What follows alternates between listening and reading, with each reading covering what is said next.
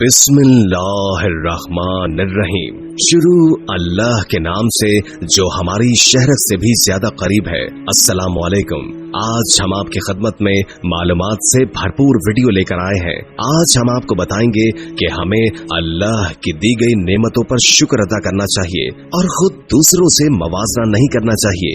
इसलिए वीडियो को आखिर तक लाजमन देखिएगा।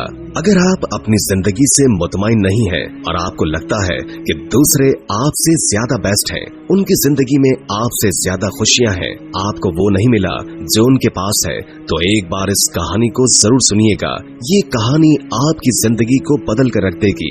एक कौवा था जो अपनी जिंदगी से खुश नहीं था। और कौवे को तकलीफ क्या थी? उसे तकलीफ थी कि मेरा रंग काला है, मैं खूबसूरत नहीं हूँ, मुझे कोई पसंद नहीं करता।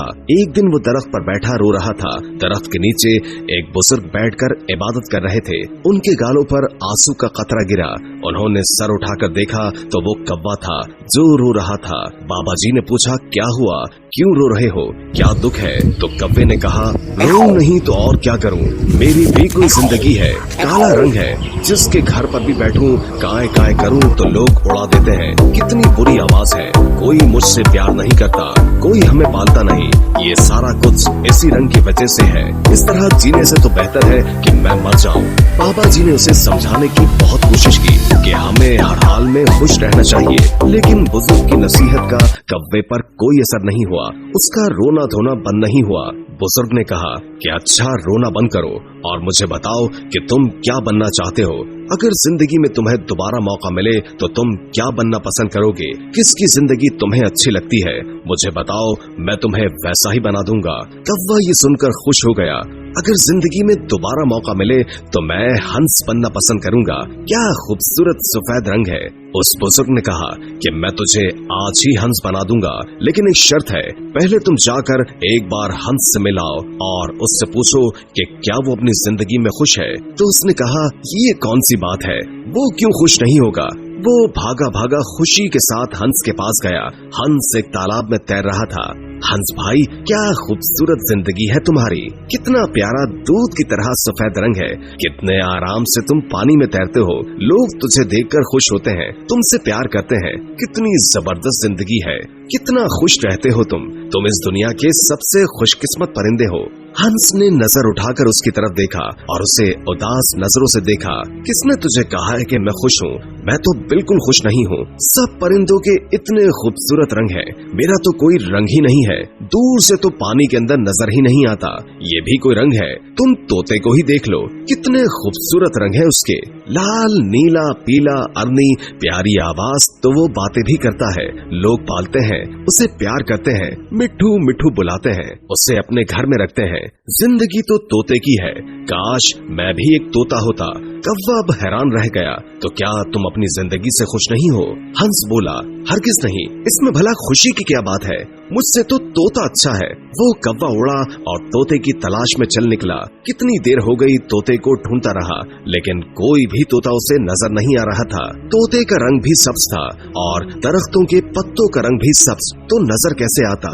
3-4 जंगल के चक्कर लगाए, फिर जाकर उसे कहीं तोता मिला। तो कौवे ने कहा, तोता भाई कैसे हो, इतनी जबरदस्त जिंदगी है, कितने खुश रहते हो, कितना प्यारा रंग है आपका, इतनी प्यारी लाल चोंच है, लोग कितना प्यार करते हैं तुमसे, तुम्हें चूरी खिलाते हैं, मिठू मिठू कहते हैं, तुम्हारी जिंदगी कितनी अच्छी है, तुम दुनिया के सबसे खुशकिस्मत परिंदे हो। तोता बोला, कौन कहता है कि मैं खुश हूँ? अब कौवा हैरान हो गया, तो क्या तुम भी खुश नहीं हो? तुम्हें क्या प्रॉब्लम है? तोते ने कहा, मुझसे खराब जिंदगी भी किसी की होगी, तुम अपने आप को ही देख लो, आजाद फिरते हो, जहाँ दिल चाहे उड़कर चले जाते हो, और मुझे लोग पकड़ लेते हैं, मेरे पर काट लेते हैं, मुझे छोटे से पिंजरे में कैद कर देते हैं, मैं तो छुपता फिरता हूँ, मेरी जिंदगी तो सबसे खराब है, मैं अपनी जिंदगी से तंग आ चुका हूँ, अपनी मर्जी से जी भी नहीं सकता, मुझसे तो अच्छा मोर है, उसके रंग भी खूबसूरत है, लोग उसे देखकर खुश भी होते हैं, उससे प्यार भी करते हैं,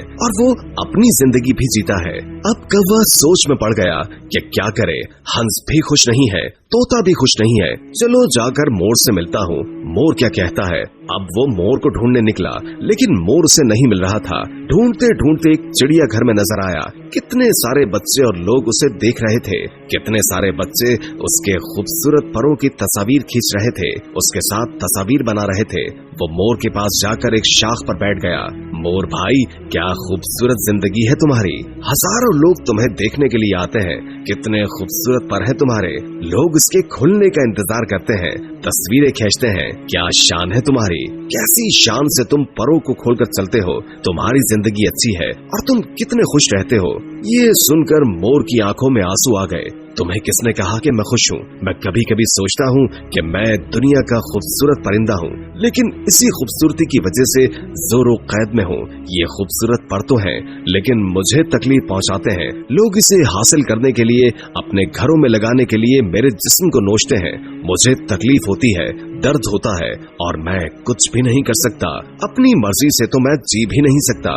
कौवा हैरत से उसकी बातें सुन रहा था। उसने पूछा कि तू क्या चाहता है, क्या बनना चाहता है। तो मोर बोला, मैंने तो पूरे जू को देखा है। सभी जानवरों से मिला हूँ, सब परिंदों से मिला हूँ।